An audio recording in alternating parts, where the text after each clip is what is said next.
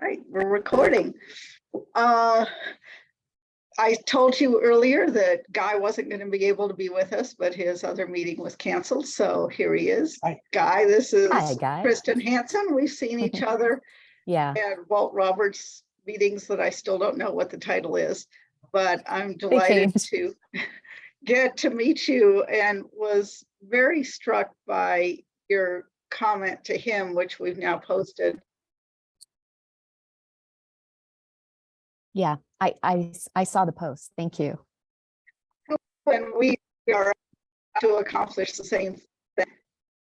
So I'm very excited to get your thoughts on the questions that we sent or anything else that you're interested in. We are trying to mobilize the conflict resolution community, particularly because that's our community, to do more about hyperpolarization, and have found ourselves in a lot of discussions about how polarization is actually good, and we're chasing the wrong animal, and that the real problem is justice. And there's a lot of discussion going around about whether polarization is good or bad, and if you think it's bad, what to do about it. And we just love to get your take on what you think about polarization and what you think, knowing what I've read about you, you think it's a problem as we do. So what's the best way to address it? Big question. Yeah. Timely question. I'm curious to know, when you say that the community you're most connected with is the conflict resolution community, would you say that you and the people that you are connected with there are mostly working on this in the US context or a global context, or mostly outside the US? I was kind of curious to get the geographic scope of how you approach your work. Most of our friends and colleagues are in the US context, but we're getting increasing interest from Europe. And we've been engaging with a fellow who's a former French ambassador, I don't know to where, who is very concerned about threats to democracy. And he just wrote an article that we published a little bit after yours, looking at what he sees as problems with US democracy and how that's spilling over into Europe. And so he's very eager to get the US to straighten up its act, because he thinks that we're dragging Europe down with them. A big part of our community that would come out of the peace building field in the United States, not just domestic dispute resolution, but these are folks who are trying to figure out how to heal war-torn societies. And it's very interesting to watch how folks like this with deep international experience start having to look at their own country having the same sorts of problems. And it's one thing to tell people in another part of the world that you should get over these deep unrightable wrongs and terrible atrocities. But to actually ask some of these folks to actually work with Republicans and Democrats gets amazingly hard. And that's part of why it's a lot easier to preach how other people should deal with conflict than actually deal with your own conflict. Well, this is such a timely, relevant conversation. And Guy, you're really singing from my songbook with that point about peace builders having to shift their frame from being a neutral observer and guide to how people should address conflict in their countries, to becoming an actor, because inevitably you are an actor in your own country context in trying to address conflict resolution in the place where you live, and inevitably have a vantage point. We all have a vantage point on the conflicts that exist within our own country, our own culture. And the reason I say this is so timely is, and why I asked about your geographic scope, is I just spent last week at a convening in Barcelona. It was the Ford Foundation convening, global convening on polarization. And we were not looking so much at European countries, although European speakers and countries did come up, notably, Turkey and Hungary, some of the places that are known for having either polarizing or populist or extremist dimensions of what's happening within the country. So those all came up, but there was a lot of focus on Mexico, various countries in Latin America, African countries, the Middle East. So to just underscore what you said about Europe feeling like they're being dragged down with us, this conference gave me a much broader global perspective on the issues. But I will say that by and large, nothing moved me off of my path or perspective with respect to how I look at polarization. I felt a lot of things that we talked about validated the points of view that I've developed about it here in the US.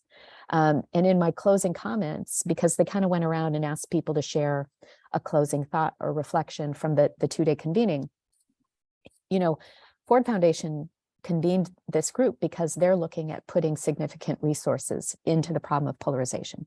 Oh, good. It's good. The reason why, not surprisingly, is because Ford Foundation is pursuing a lot of progressive issues and justice-oriented issues. Like the opening comments from the executive vice president Ford Foundation who convened this was basically saying, we're pursuing this social justice agenda, but we're stymied by polarization, right? So for them, they view addressing polarization as a means to an end, where the end is assumed to be social justice.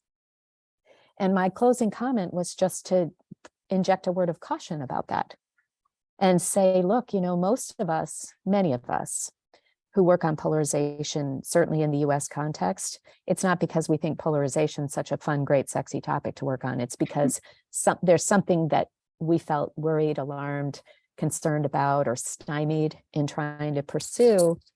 And so I think many of us come into polarization work thinking fixing polarization is a means to an end. And for a lot of people, frankly, it's like, let's fix polarization so someone like Trump never gets elected again.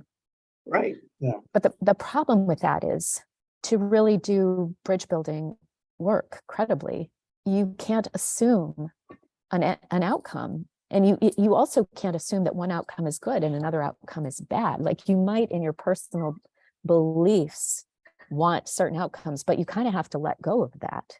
To be credible in bridge building, you have to move upstream.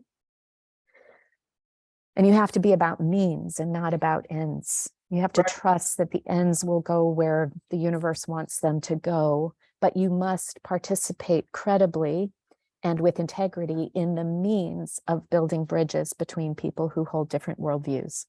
Right. And sometimes those worldviews do not bend in the direction of social justice. Not everybody's views do, not as a typical left-leaner or progressive would describe that. Right. And so that tension that you guys have described, I feel in the work, I'm left-leaning, and I'm second guessing my motives all the time. And I'm really trying to concentrate on that work of moving upstream and making sure that the work is about means and not about ends. And to elaborate on what I mean when I say that, when I think about polarization, whether in a US or in a global context, I am confident, and the meeting in Barcelona just reinforced this for me even further, that what the bridge building, peace building, and conflict resolution communities together are being called to do right now is equip people with the means to participate in conflict in ways that are healthy, constructive, and non-destructive, non-violent, and to place sufficient emphasis on the means so that people within their cultural and their country context can work in more healthy and constructive ways towards whatever the ends will be. So for me, the meeting was very validating and reinforcing in that regard, that, and to the point that I, who am I, little old me, standing up and saying to the Ford Foundation, you have to let go of your goals. If you want to work on polarization, you have to let go of ends.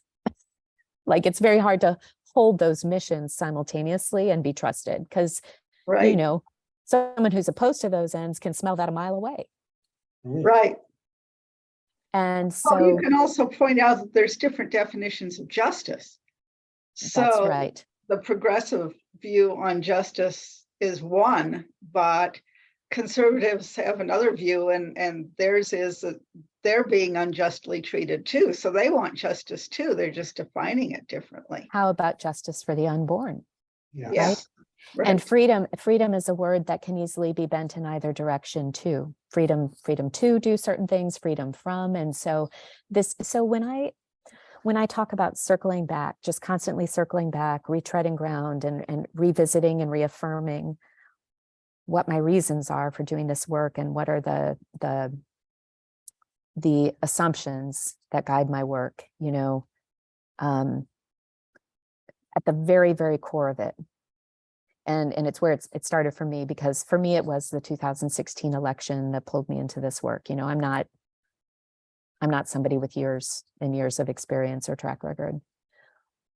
The very simple premise that started me in this work was that I saw 65 million Americans expressing that 65 other million Americans were bad, evil, stupid, wrong.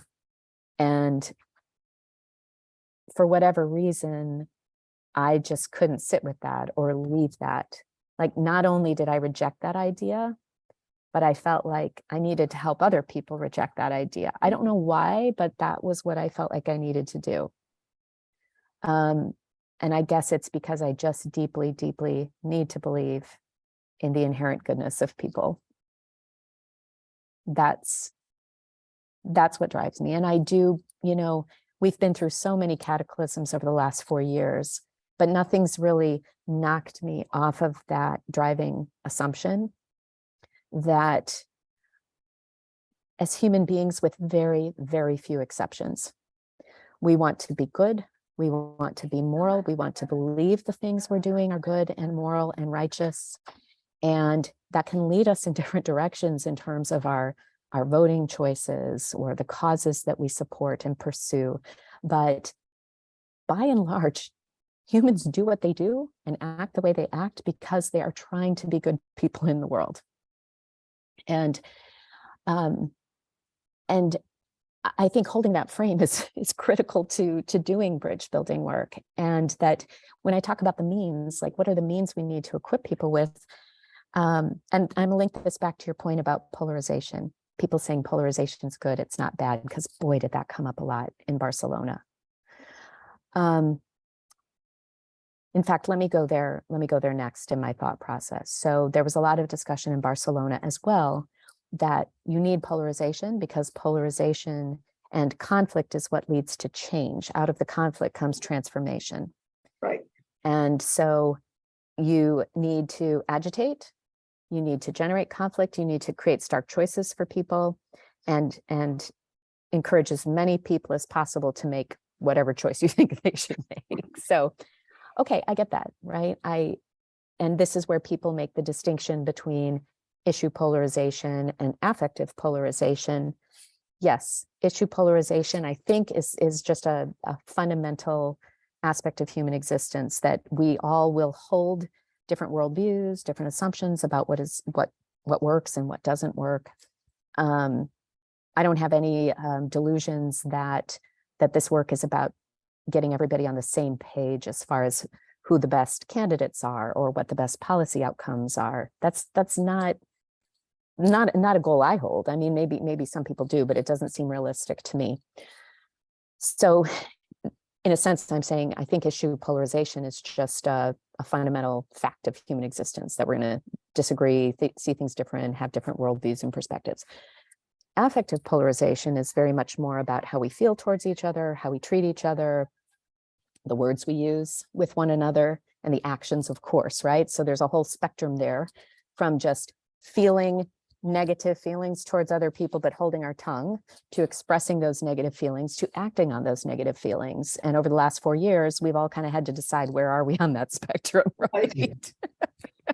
Unfortunately, far too many people seem to be moving down that spectrum towards not just holding negative feelings, negative affect in their hearts, but expressing it with words, and in the worst case, expressing it with actions.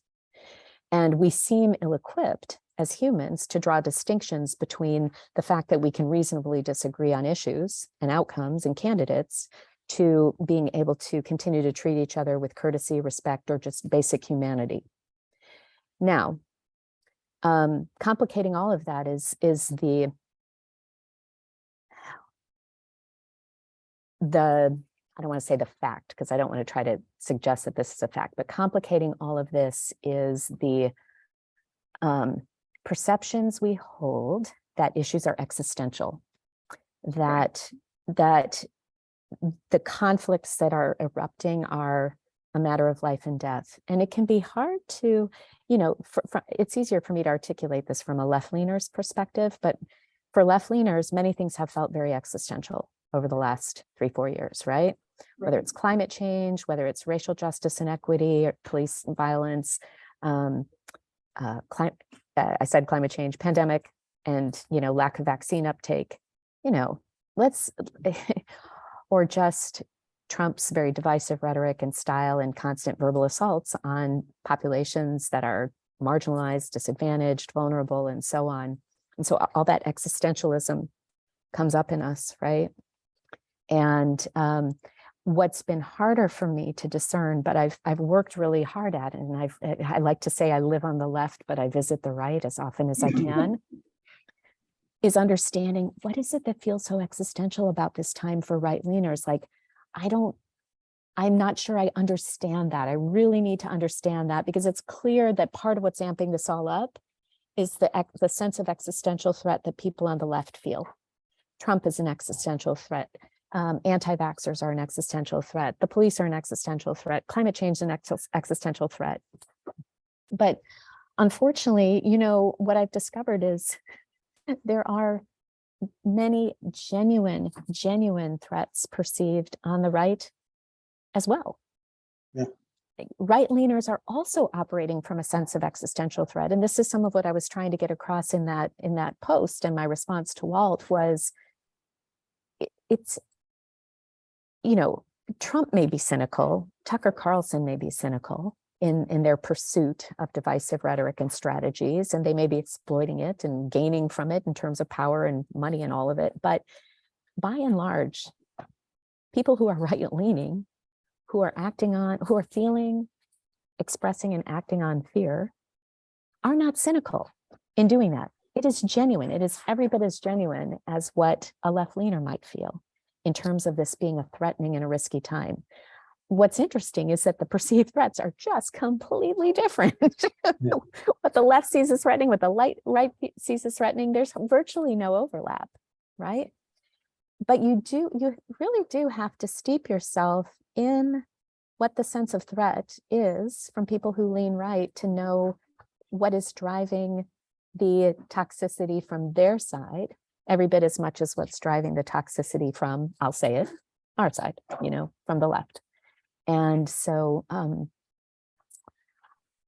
think the word freedom is what comes to mind the most. And of course it's preyed upon, right? People prey upon left-leaner sense of threat. People will prey upon right-leaner sense of threat. But the sense that that freedoms are threatened seems to be so animating for right-leaning segments of the US, and I think in a somewhat unifying way across traditional conservatives, more Trumpian conservatives, libertarians, can all kind of connect with one another around this sense that freedoms are being threatened, whether it's free speech, freedom of expression, academic freedom, free and unfettered capitalism, free markets, or just the sense of our country being free, i.e. not socialist. Just as a left-leaner would say, we need to be free, i.e. not fascist, right-leaners will say we need to be free, not socialist. And, I feel like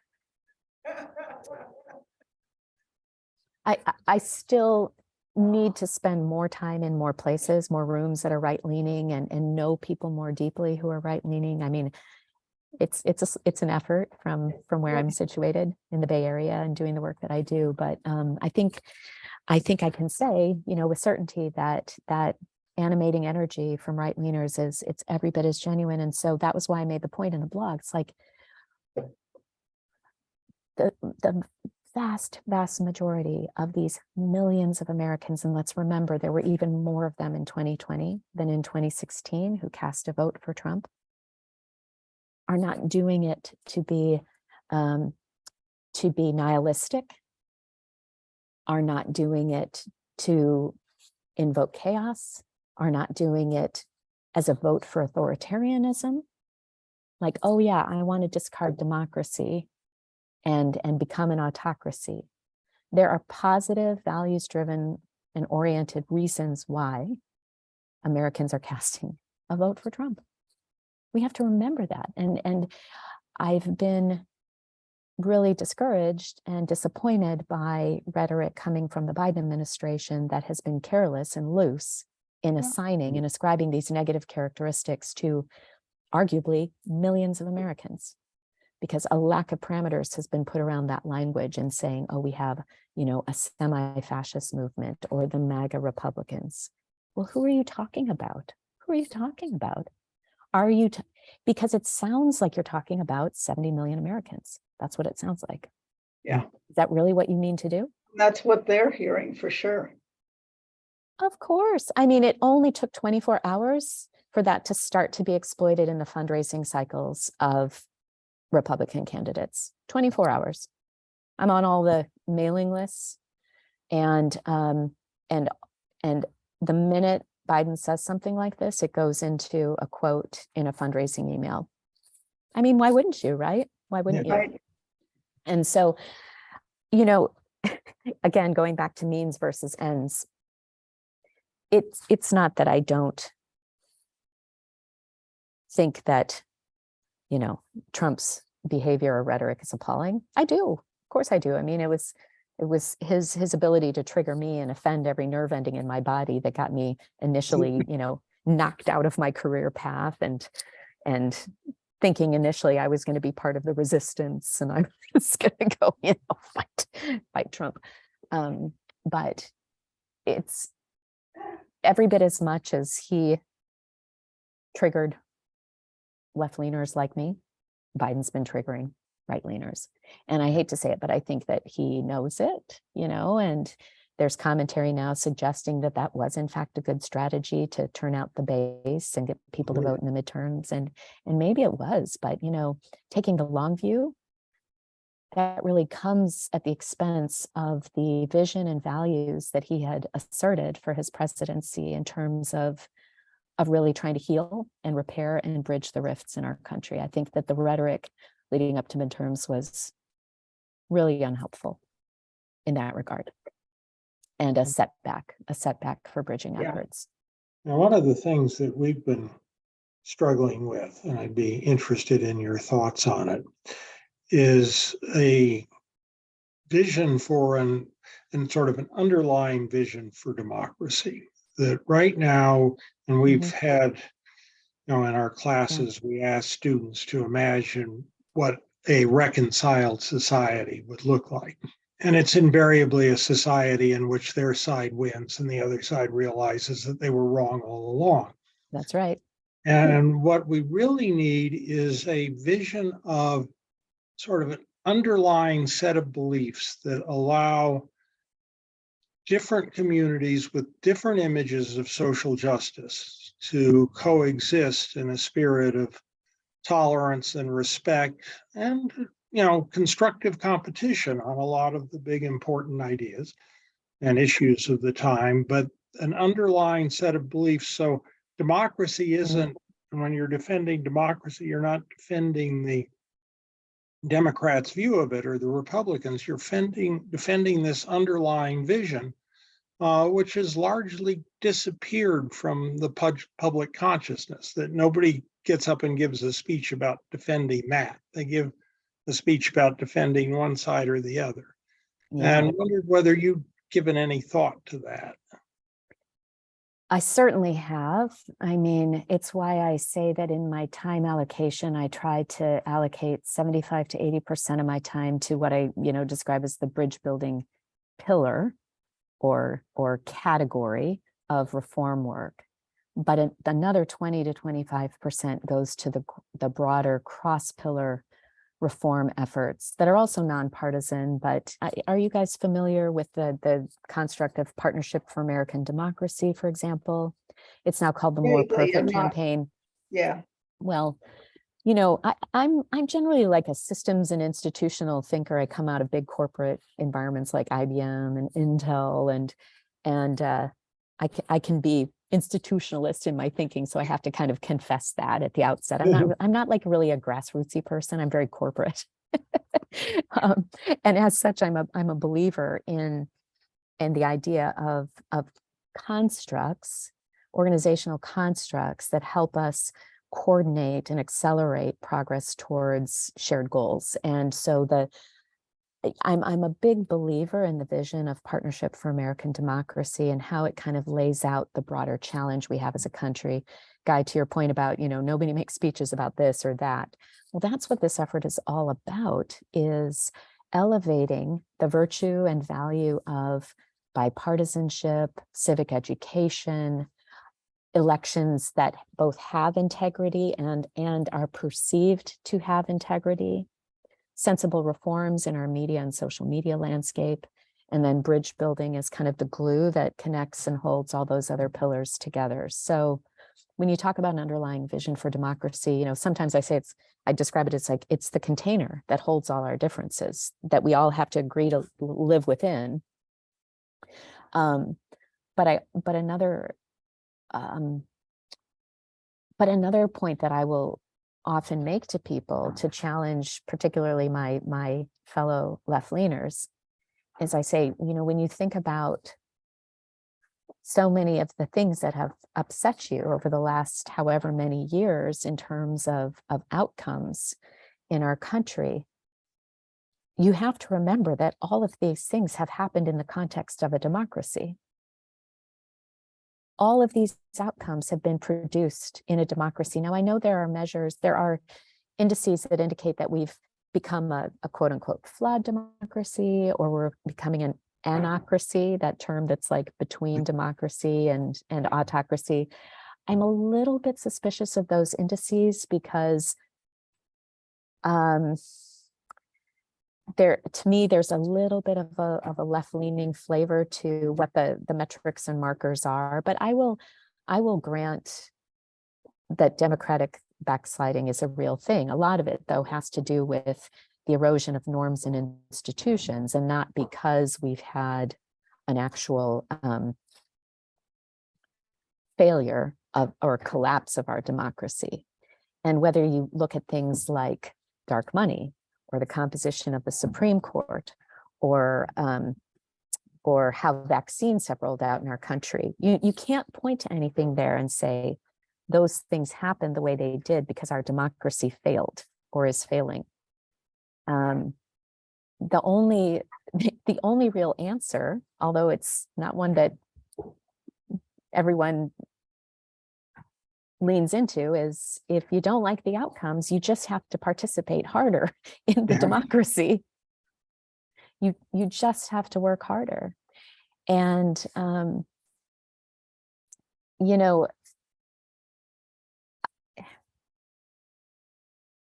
erosion of norms, yes, it pains me, like the spirit of bipartisanship, or the idea that we should trust the outcomes of elections. Like, I want all of that to continue to be true. It saddens and pains me that our norms do seem to be eroding. But again, when norms erode, it's not that any law is being broken. Nobody's doing something that they can be jailed over, barring, January 6th. It's just that we may need harder guardrails. Our norms just may not be serving us anymore. And so what are we going to do about that?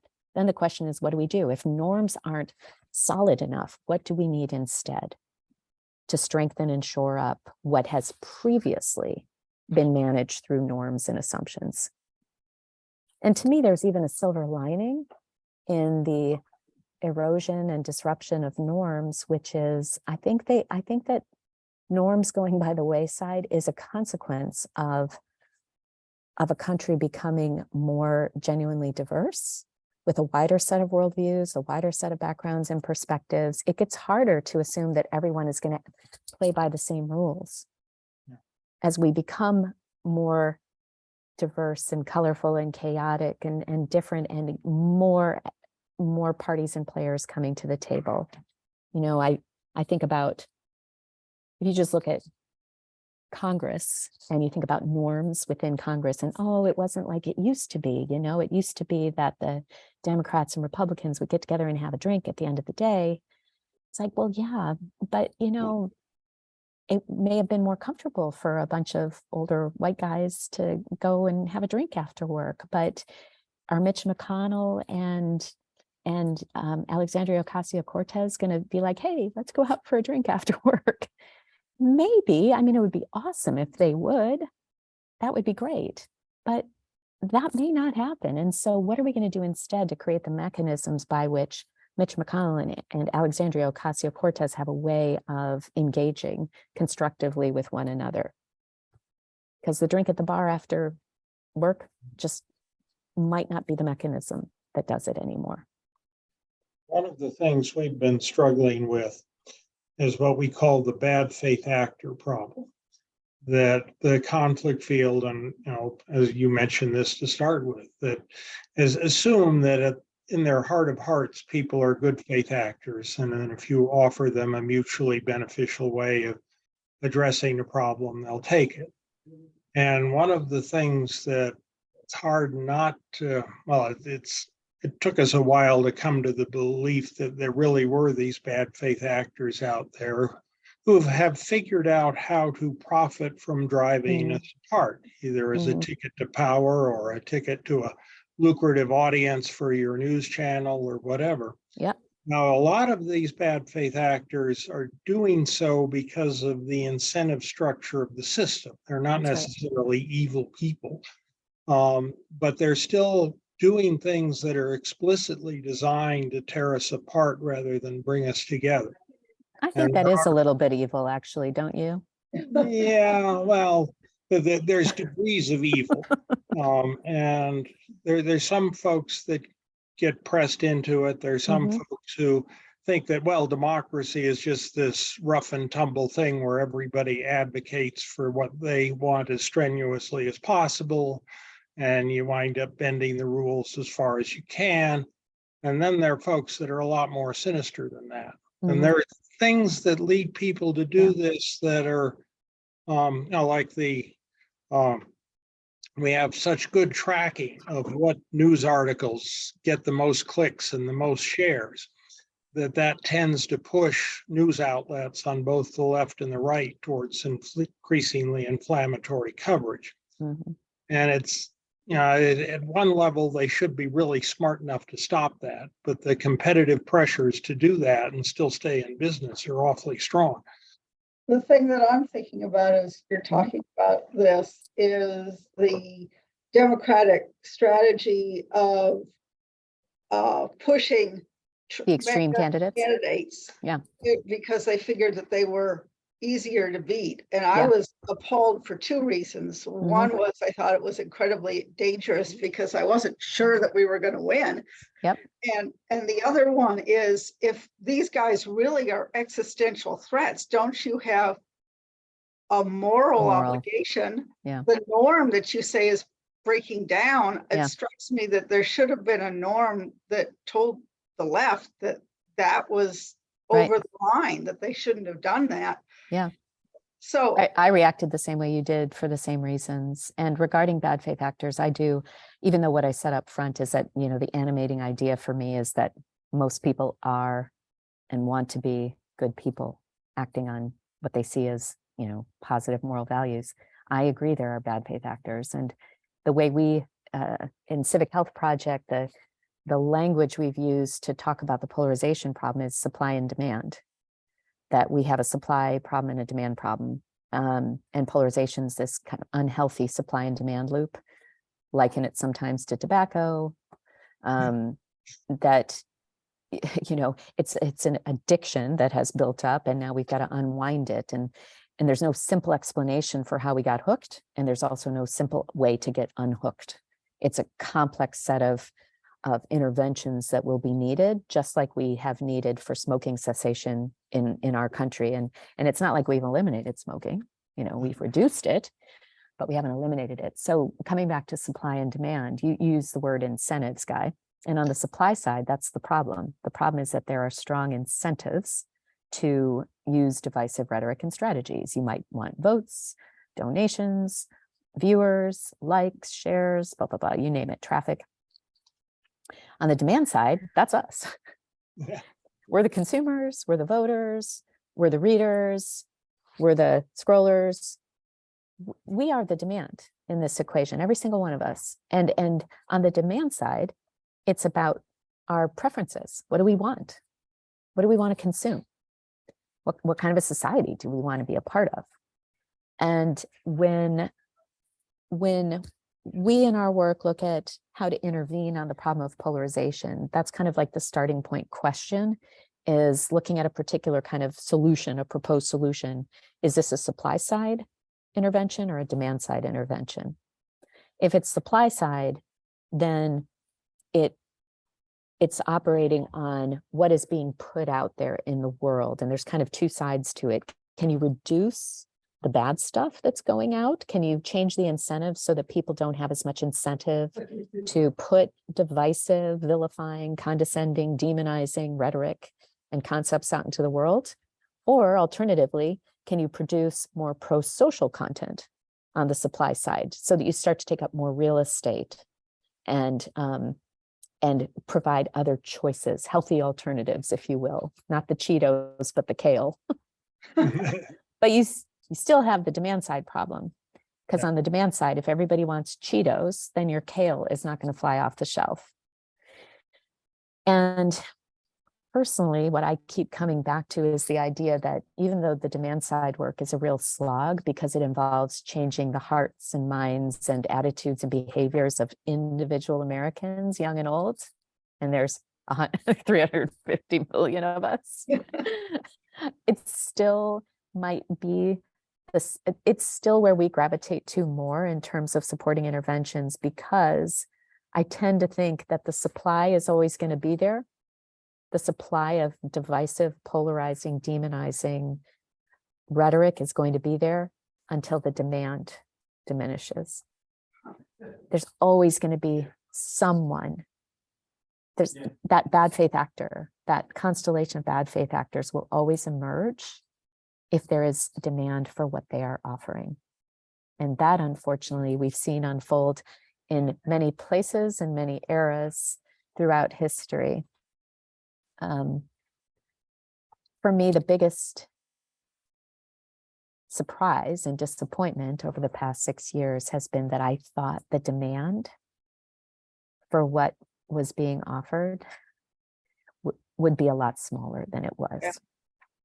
Yeah, I agree.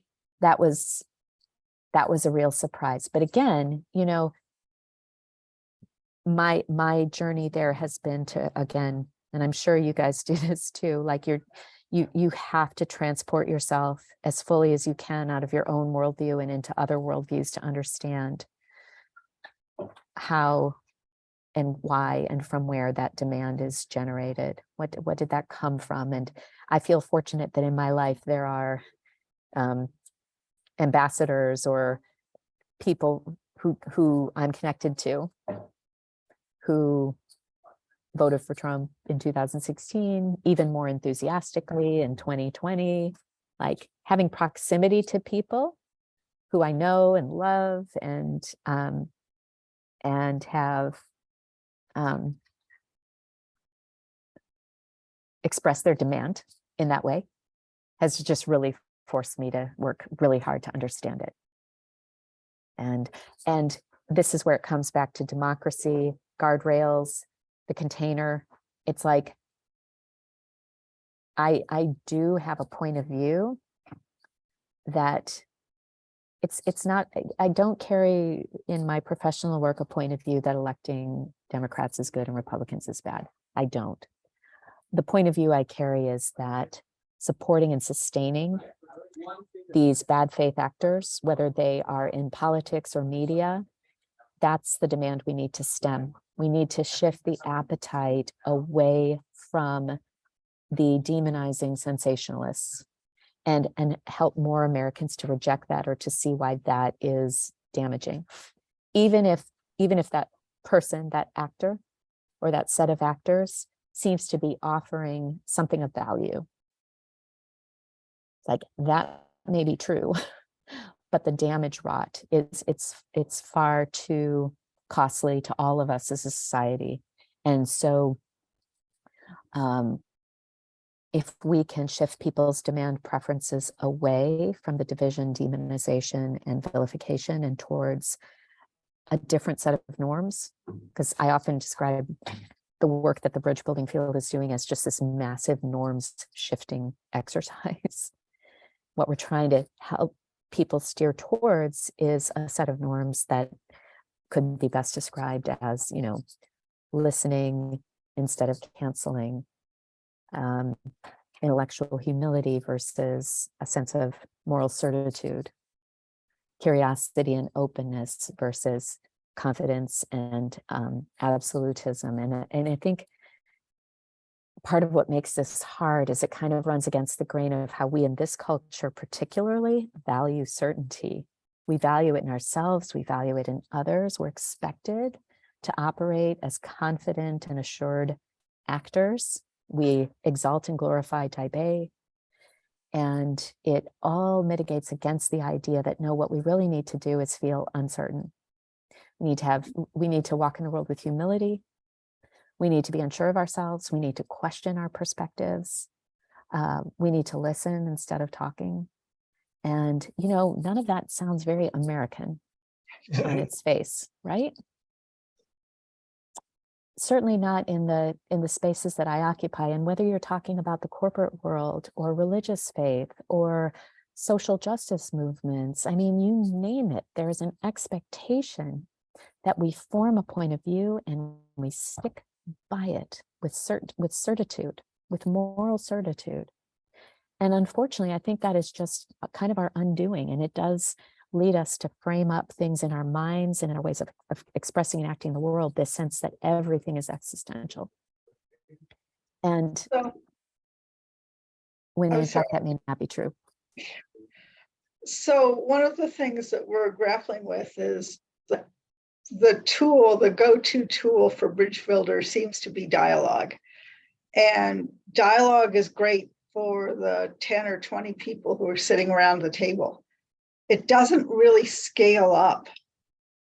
What ideas have you or the Civic Health Project or others that you work with come for dealing with these issues and helping people listen and develop humility and all of the things you were just talking about that scale better than 10-person dialogues? Yeah, I don't know if I'll have a great answer for you here, because I definitely felt more confident 3 or 4 years ago that those scalable solutions existed than I do now. I want to describe 2 different pathways that in my work I'm on simultaneously. One pathway is kind of exemplified by a study that we funded called the Strengthening Democracy Challenge. Did you hear about it? Oh, yes. Yeah, we there was a webinar where you unveiled the winners, and we watched that. Oh, great. Okay. Yes, that conference, we had 660 people register and more than 400 attend throughout the day. So it got a lot of attention. And the animating questions behind that study were, what are things that people could do in a very short amount of time, virtually, right? Like online, that would move the needle on partisan animosity, anti-democratic attitudes, and support for political violence. Those are the 3 outcome variables that were being tested.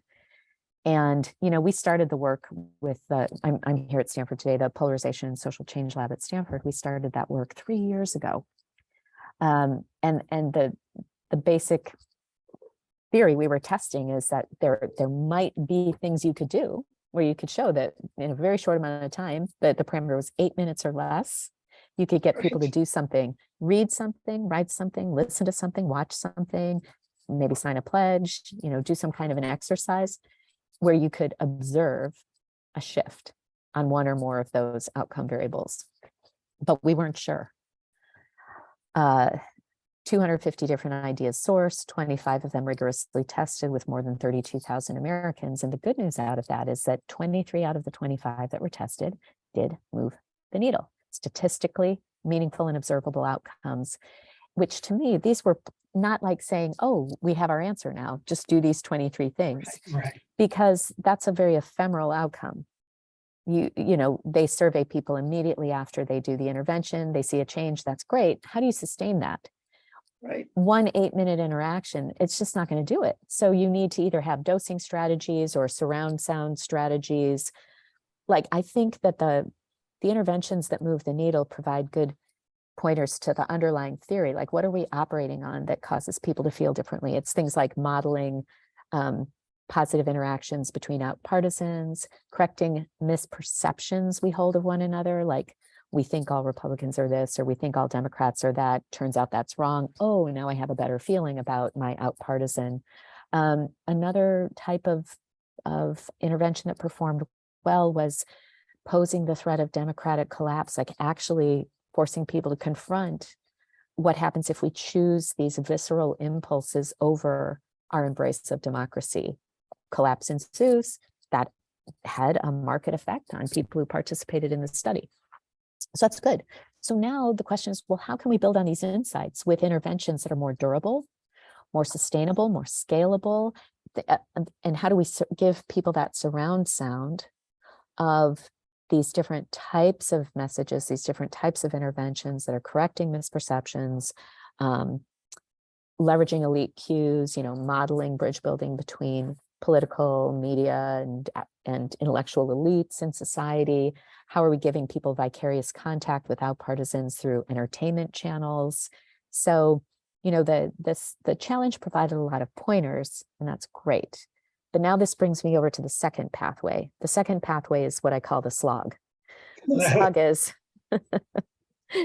slog is like reaching a substantial percentage of our American population, young and old, with bridging concepts and immersive experiences and skill building. I really want to emphasize skill building, so that much in the same way that many of us have grown up with a sense that we must have this moral certitude and intellectual conviction in the things that we pursue in our lives, I'm not saying we're going to remove that or replace that, but that we're going to supplement that with appreciation of and a set of values around listening, considering, reflecting, perspective sharing, intellectual humility, open-mindedness. We need to infuse these value sets into human interactions. Now, how do we scale that? Okay, so yes, there will be a set of organizations that are working on these kind of online or virtual interactions and dosing strategies or vicarious exposure through entertainment and that sort of thing. But I think the biggest play we have in bridge building is what we call mobilization work. Mobilization work is when we take the capacity of the bridge building field, which is hundreds of organizations, and then you layer onto that mediators, conflict transformation organizations, peace builders. Like, we should think of ourselves as all part of a bigger, broader community that provides capacity for bridge building. But then all of us collectively need to push that energy up into wider civic sectors, which are the places where Americans live and work and congregate. Workplaces, learning settings, church congregations, synagogues, mosques, civic clubs, and also bodies where we make decisions. So city councils, school boards, election administration offices in local communities and counties. When we talk about the mobilization work, that's what we're talking about. We're talking about infusing bridge building norms and values through American society by leveraging these intermediary institutions and leaders who we aim to infect in a positive way with bridge building values, who can then permeate those values through their organizations, their workplace, their church congregation, their city council, their school board. Now, it doesn't remove the slog, because you're still talking about, thousands of counties, hundreds of thousands of towns. How many thousands of church congregations? I don't know. We're actually in the midst of quantifying this right now. We're actually, as a field, putting metrics on some of these mobilization efforts right now. But that is the game. And the good news is that within that field of bridge building organizations, we have a number that are focused on workplaces, a number that are focused on faith and interfaith communities, a number that are focused on higher education. So we've got really good coverage. We just need to get a bit more focused and savvy and rapid. We need to improve velocity in the work, and do more best practice sharing and collective impact work to understand what this mobilization game is and how we're going to accomplish it together. So we're smarter as a field about allocating everybody's energy and resources and unique value add. So that's so the one pathway is, are there any hacks? Are there ways we can subvert the algorithms? So we call it like trolls for good, or utilize entertainment channels, or maybe get some kind of a fix on CDA 230 that changes the incentives for social media. That would be great. That's what I call the hacks path. And then the other is this mobilization path. It's time and effort and coverage, but it's not rocket science. Because one bit of good news, you talked about dialogue, and there are some limitations to dialogue, but I really believe in dialogue being part of the mix, whether it's physical in person or it's virtual like we're having right now, because of what I call kind of the avatar effect, which is that I think we sometimes overestimate, not underestimate, but overestimate the difficulty of getting people to soften their views. And sometimes I just say it like this. I say to get a human being, an adult human being like me, to replace a stereotype or a caricature that I hold in my mind with a real person in all their full humanity, and to start to soften my prejudices and soften that demonizing instinct that I have. How long does that take? I think that takes about an hour. I think that for many of us, meeting an avatar who is our political other or our, cultural other, somebody who holds a different worldview, and getting to know them as a human being and starting to use that to replace the caricatures and the stereotypes we hold in our head, and understand people are more complicated than that. And that these negative impulses we ascribe to others, we start to replace with positive impulses. You can actually accomplish a lot within a well-constructed hour, but you do have to construct it well. Yeah, you have to get people to do it.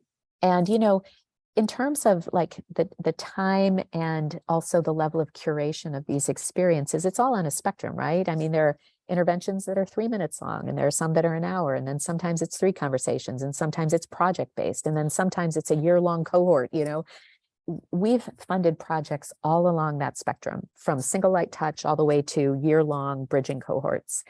I think there's a need and a place for all of them. So I would imagine we're going to continue to diversify our portfolio of who we fund, and keep learning from all of these interventions along that spectrum. Because I don't think I could point to any place on the spectrum and say, that's it, that's the spot, that's the sweet spot. I do think we need the whole mix, unfortunately. Well, we've actually been advocating something that we call massively parallel peace building, or if we're not talking to peace builders, problem solving, after the notion of massively parallel computing, where you have hundreds or thousands of individual computers all working on the same problem to solve it, saying that that's what we need in this area. And that's exactly what you're describing. Yes. So once again, we're coming down. I love that. What I really am so impressed about you is you're doing it. We're writing about it. We're asking people to do it. You're out there doing it. And that's just really exciting. Well, I mean, I'm a step back in a way too, because I'm not a practitioner. Civic Health Project is first and foremost grant making, and then secondarily field building, right? So, you know, my co-founder, Rob, provides our core baseline funding for the money that we give away as Civic Health Project, but then we supplement that by raising funds from others too. So that basically indicating, you know, we've spent 4 years steeped in this work. We've developed a pretty good theory of change. We're putting our money where our mouth is, and we want to put your money where our mouth is too. So we're like a seed funder, and we're trying to attract other limited partners into the work.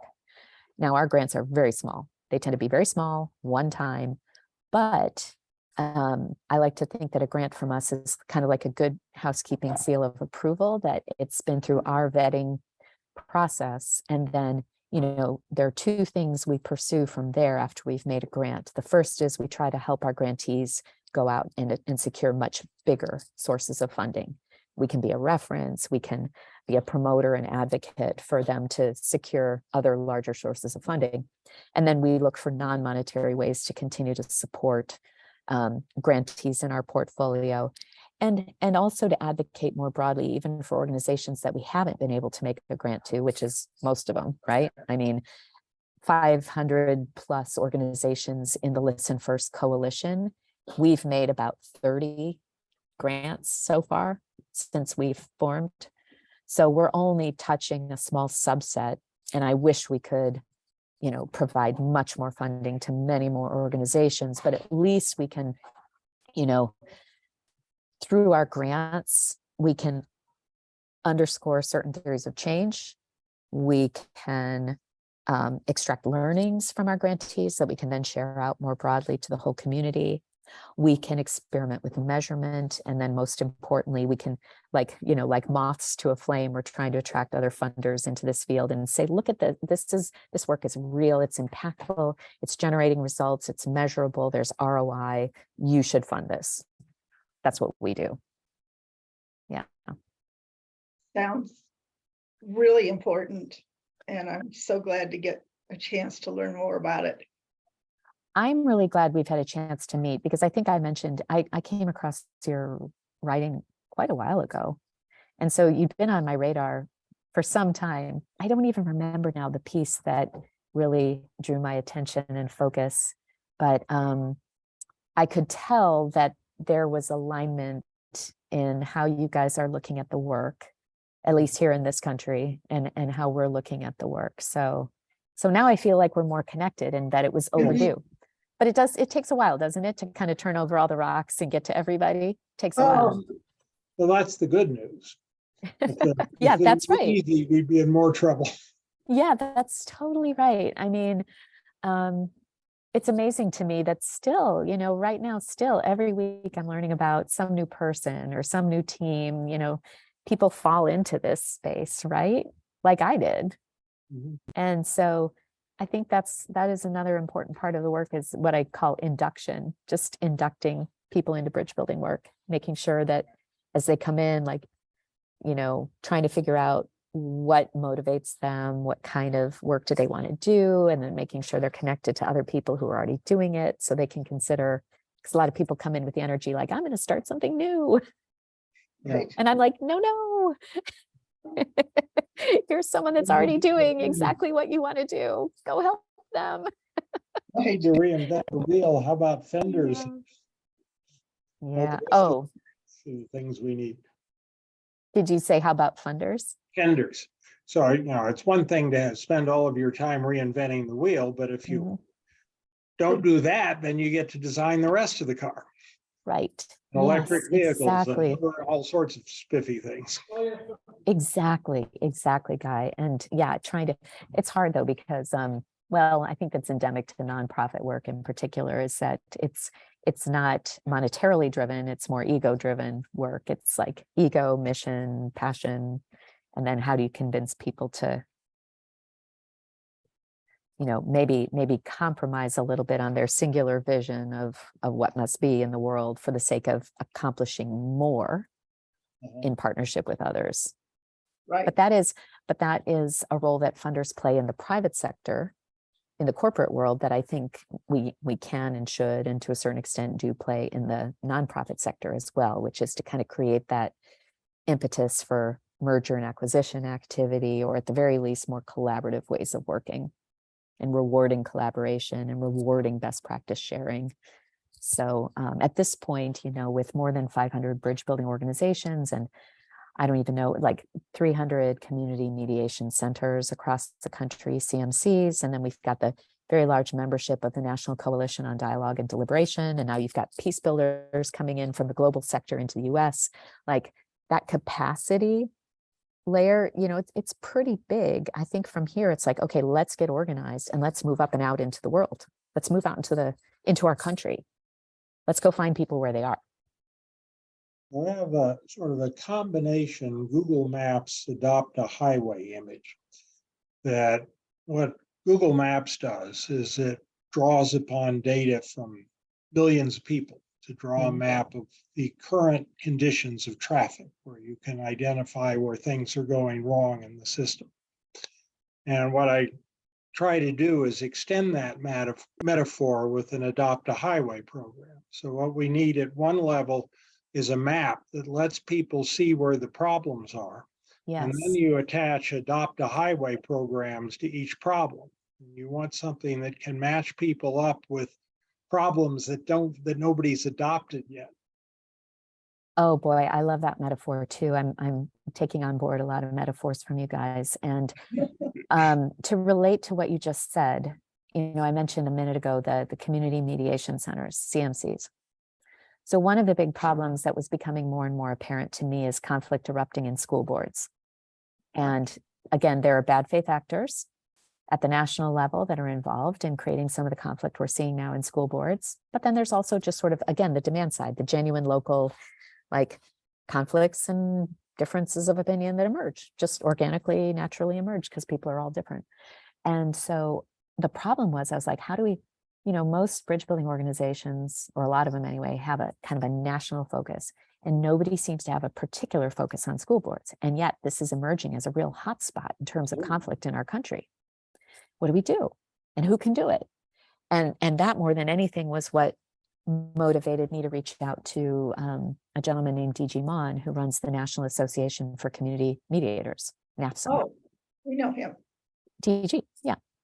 And I raised it to him. I'm like, well, you guys are like, you're like the army on the ground, 300 CMCs all over the country. And I wanted to understand better, like, what do CMCs do? And what are mediators trained to do? And do they get involved in these kinds of community initiatives, dialogues, rifts, conflicts, and so on? And it was a good, timely collision of DG and me, because historically, or for the last 30, 40 years, CMCs haven't really done as much of this community bridge building work. They've done more court-ordered mediation and, resolving neighbor disputes and marital disputes and custody disputes and things like that. He says, but that's not how the CMC started. And he expressed a point of view on behalf of at least some of the CMCs that they really want to do more community bridge building, which he described as being back to their knitting, back to how they were originally founded. I was like, good, because, I can give you a laundry list of things that are coming up predictably in town after town after town. Same patterns emerging around, how certain subjects are being taught in schools, or housing and housing affordability issues and homelessness and drug use and And we're like, with all the capacity we have, 500 organizations, we're deer in the headlights when it comes to some of this pattern matching in school boards, and how do we tamp down the demonization, vilification, and affective polarization going on there. And so that was kind of the starting point. What's emerging out of that is that now DG is partnered with Becca, who runs Living Room Conversations, and they're putting together a toolkit for school boards and planning to work through community mediation centers as a way of disseminating awareness of this toolkit, activation of the toolkit, and where the capacity exists, more hands-on work with school boards to be both reactively and, even better yet, proactively addressing this potential for high conflict within school boards. 6 or 7 years of our life embroiled in school conflicts around here, which invoke what I call the mother grizzly effect. Yeah, that's right. We're talking about the future of people's kids. They will do anything. That's right. And, this isn't just Trump era. This was what, 15 years ago now. Mhm. But it's probably one of the most important, most intractable areas. And there are an I agree. awful lot of really tough issues that come up, and the bitterness that swirled around, nice boulders was pretty extreme, and it's not rare. And then you add on to it things like, when I was on the high school governing board, was the same time that Columbine happened, just down the street, a couple of schools south of us. So, Yeah. but I think that, developing that would be terribly, terribly important. Yeah, it felt like a really, I'll borrow your word, terribly unmet need that Mhm. our field was not responding to. A lot of bridge building work, again, is more focused at a national level, or it's looking more at the supply side. It's like, we've got to fix Congress, or, we've got to get reds and blues to get along better through debates and workshops and skill building and stuff. And it's like, all of this, all the divisive rhetoric and strategies are cascading now down and out into our local communities. And, to your point, it's not entirely new, right? These conflicts Yeah. have been there, but the same amplifying and accelerating factors like social media and just the increasing savvy of the bad faith actors, that there are, and frankly, on both sides, right? Heidi, you talked about the Democratic Party funding the extremist candidates. You also have national organizations that are recruiting polarizing candidates to run for school boards in local communities, and to convert school boards where, what is that motivated by? At the local level, I trust that it's motivated by that mama grizzly instinct and by that organic desire to do the right thing for the kids. But it's being preyed upon by savvy actors at the national level. Another thing that's happened in the intervening 20 or so years is that we've nationalized politics. Yeah. When we were involved, local news was the thing. There were local newspapers that had high quality reporting. People showed up at local school board meetings. And now, as local news has disappeared and been replaced with largely inflammatory national news, horse race kind of coverage to the Dems win or lose points today, that is now starting to filter down and affect local decisions. And a big part of saving democracy is restoring the ability of local communities to struggle with their problems. And that's something, as another unmet challenge that we have to find a way to address. Yeah, I'm really concerned about it because, it's one thing to watch the gladiator matches on cable news or social media in your social media feed, but it's another thing when you start to really feel those divisions viscerally in your hometown, in the place where you live, and, when you walk outside your door. Now it's not entertainment anymore. It's people's real lives. And seeing the kind of the wildfire component of this happening in school boards, which I think I'm not sure there's really wide awareness of it yet. I mean, it really is because of the fact that there's a lot of inbound coming into the bridge building field from school boards, from people involved with schools locally. And we're seeing the inbound patterns from all over the country that we're doing the pattern matching, but it doesn't mean we have a great response. It just means we're aware. But working on it. The name of the person who's with Living Room Conversations, who's working on the toolkit? Becca Curl, Kearl. She is now the executive director of Living Room Conversations. Becca, Becca Curl. She's just lovely. And she is, I'm so grateful that in our steering committee and the people who are at the core of the bridge building field in the country, we have right and left leaners, and she comes from a more right leaning perspective and background. She's from Utah, kind of grew up in the Mormon faith, and would characterize herself as right leaning, but very, very committed to bridge building. She's just Terrific. Yeah. I And wanna have she's a partnered with conversation Gigi. with her too. You should. Yeah, you should. You should. So, well, look, guys, it's been so delightful. I don't know if we really used the question set that you had sent over because I hadn't looked at it in a little while, but We haven't really, but what we did was better. So, I mean, this is okay. These exactly, are the big issues, quite clearly. this is Well, very much the kind of thing that we wanted to do. And I think so many of your points were important. We will, with your permission, post this video and get it transcribed, we hope. We have no funding now, it's Guy and me. So, Social Security. yeah, we're funded by Social Security, doing this as our retirement hobby. Funny yeah, thing, well, God bless you for that. I've also been pro bono in the work now for 4 years. well, Because I want to, I don't want to take our money. I want to give it away. right. Anyway, the transcript may Thank be a you. bit slow in coming given that, but it will get there. And we just really appreciate your time. And I may come back with a few follow-up questions here and there, but this was a great start. So great to get to know you and know a little bit more about what you're doing. So Yeah. thank you. Thank you both as well. Thank you. And you're in Boulder, right? Is that what you said? We are. Yeah. Yeah. Well, But- I've got a lot of connections there. My nephew is at Boulder High School. Oh, Well- okay. Right. Well, we have a son and grandkids in Berkeley, so we're Oh, no out the kidding. West Coast a lot too. Hopefully in 2 weeks. Great. Yeah. And I'll be to Boulder soon. I'm there all the time. All right. So hopefully we can meet in person soon. Let me That'd just, be fun. I know, let me ask one other Boulder question real quick, but are you guys already connected with Mark Gerzon there Yeah. and John I've Steiner? known Mark Okay. for a long time. In fact, Yeah. Mark is the guy who suggested that we get involved with Walt Roberts in these discussions. Oh, good. Okay, great. Great. Yeah. Well, I've thoroughly enjoyed it. Pleasure to Me meet you too. both. Thank you for what you do. Well, thank Okay, you. likewise. Thank you. Okay. Have a great day, guys. Yeah, You you too. too. We'll Bye-bye. talk soon. Okay, bye-bye. Great. Bye-bye.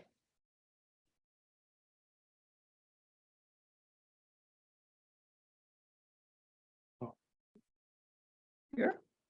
Well, there's a stop button down here, Mm. right there.